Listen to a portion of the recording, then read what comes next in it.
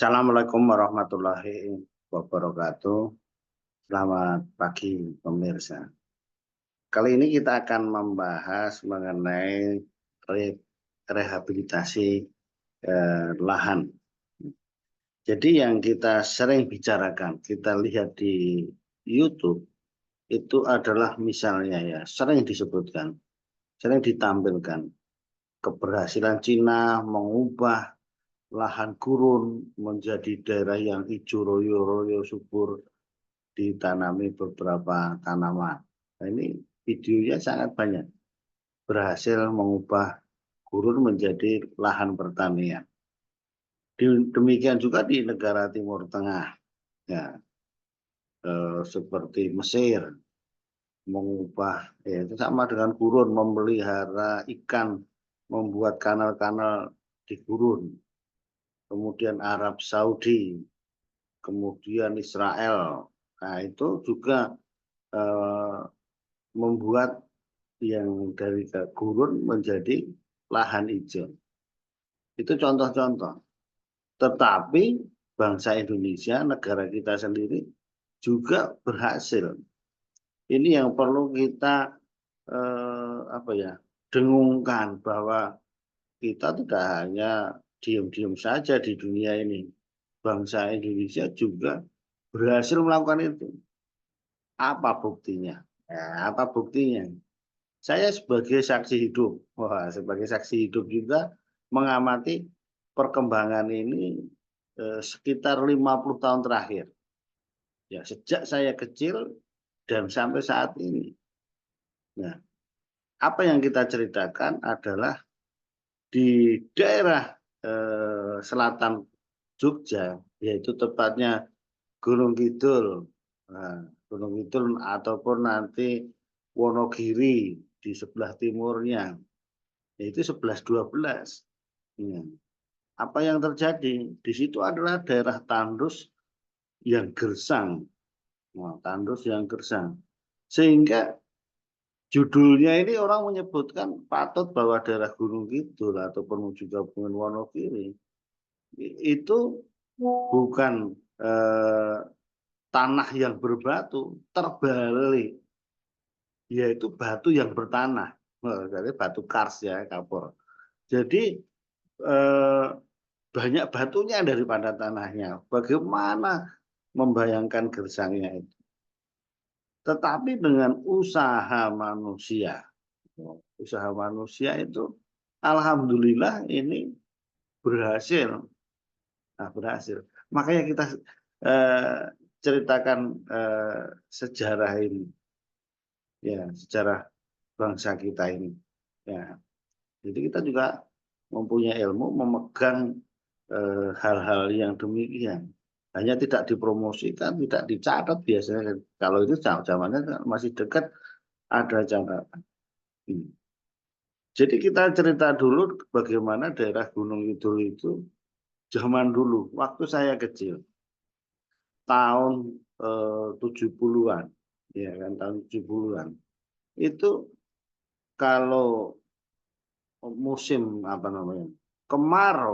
musim kemarau, itu orang-orangnya pada merantau di kota Jogja atau ke yang lain-lain untuk menjadi tukang, untuk menjadi apa saja. Nah, itu yang ini saya dengan mata kepala saya sendiri itu dulu waktu saya kecil.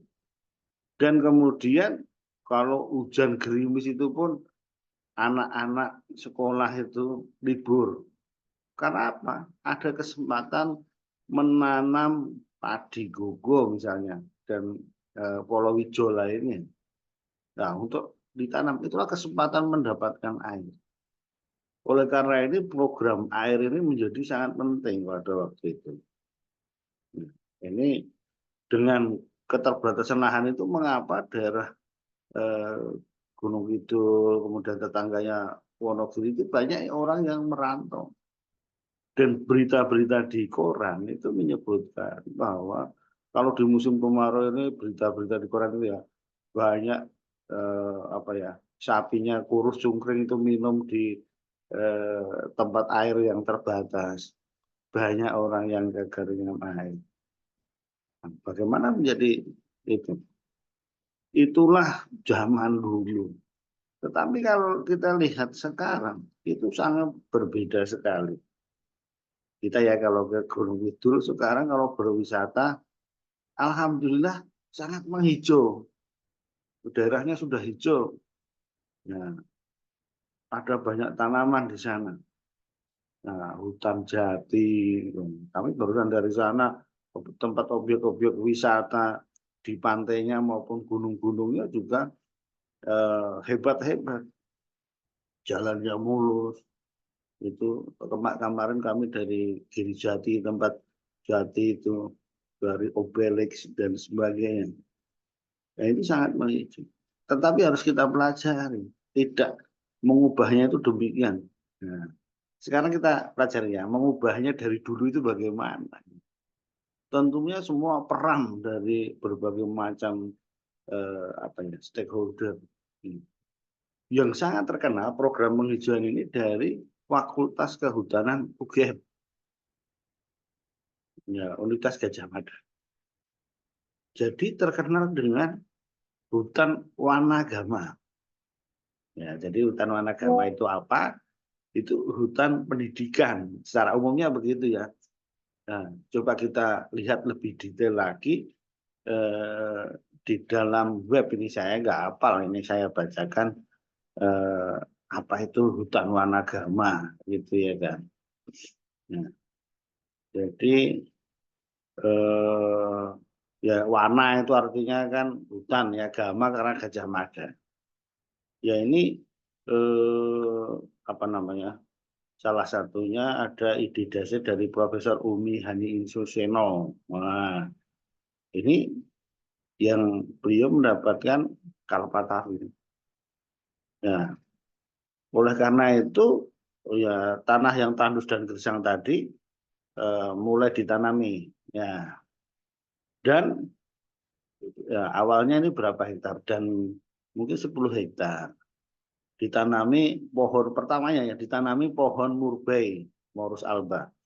Nah, untuk memperbaiki iklim dulu. Nah, kemudian berkembang menjadi sekarang kalau nggak salah ini ya, saya membaca berita itu sampai 600-an hektar gitu. Ya, ini eh, termasuk di Kecamatan Patok dan Pelayan. Nah, itu. Jadi ini sebagai bukti eh, diawali oleh akademisi, kemudian berkembang masyarakat mendukung, mengusahakan itu. Jadi isinya setelah menghijau, nah, ini buktinya Bapak Ibu sekalian bisa pergi ke Gunung Kidul sekarang. Ada 14 jenis fauna, 1000 flora, 65 jenis kayu hutan, ratusan herba. Kemudian menanam pohon jati, Tectona grandis, atau jati londo, nah, gitu. Jadi ini tadi diawali dari program Wanagama kita berkembang. Yang mau saya ceritakan adalah saat ini juga apa namanya masyarakat mengembangkan hal yang lain supaya percepatan itu menjadi lebih cepat penghijauan dan aspek kegunaannya itu bermacam-macam. Ada sekarang ini di Wonogiri, di Pracimantoro itu digunakan untuk objek wisata. Ya, bagus saja, artinya lahan yang tandus tadi diusahakan ya ada hijau-hijaunya untuk wisata.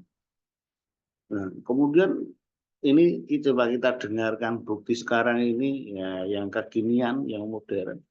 Di sana diusahakan oleh pejuang-pejuang apa ya, lingkungan dan untuk ekonomi. Itu sekarang diusahakan ditanam alpukat. Alpukat, kemudian ada yang nanam melon. Tapi intinya semua dengan teknologi irigasi yang bagus. Dengan menggunakan irigasi tetes atau drip irrigation.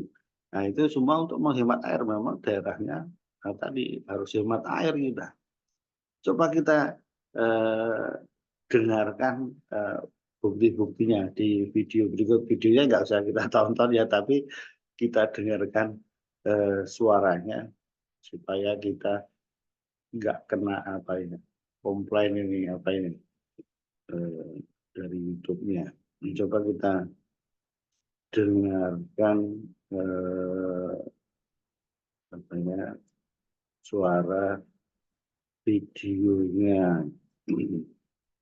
Nah, sekarang yang apa ini yang menanam alpukat. Coba kita dengarkan. Assalamualaikum warahmatullahi wabarakatuh. Salam. Sore hari ini kita ada di Gunung Kidul, Yogyakarta.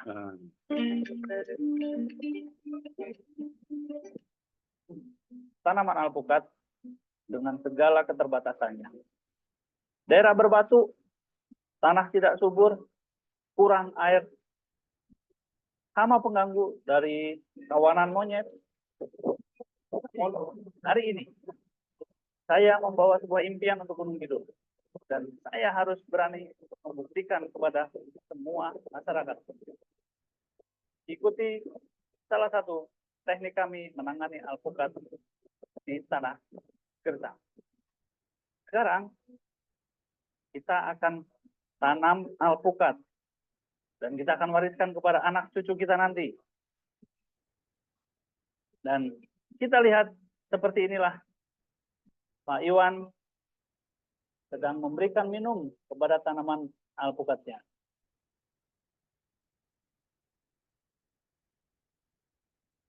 Berapa gayung, Pak? Faktor air ini jadi sangat penting.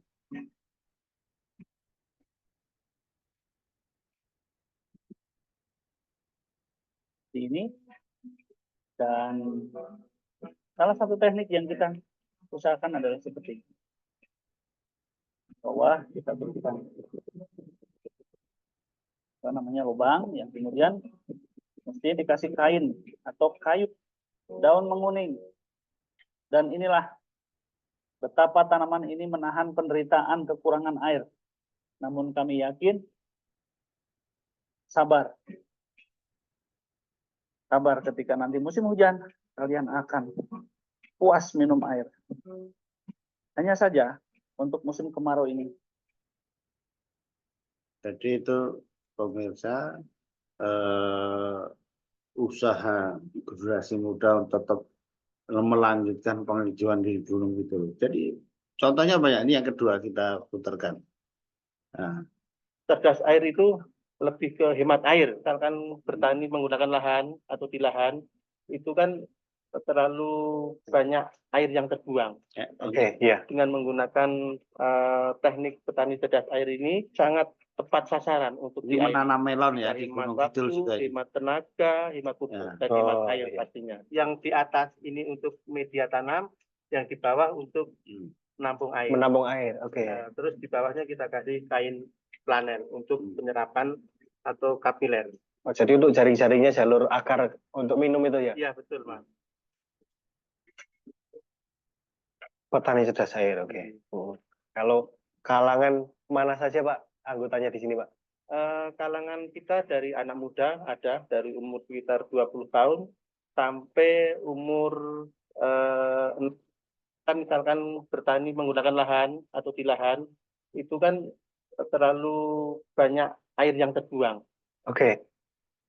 Jadi itu tadi pemirsa bahwa bangsa kita terus-menerus menjaga alamnya. Ada inovasi-inovasi teknologi pertanian yang kondisinya daerahnya gersang.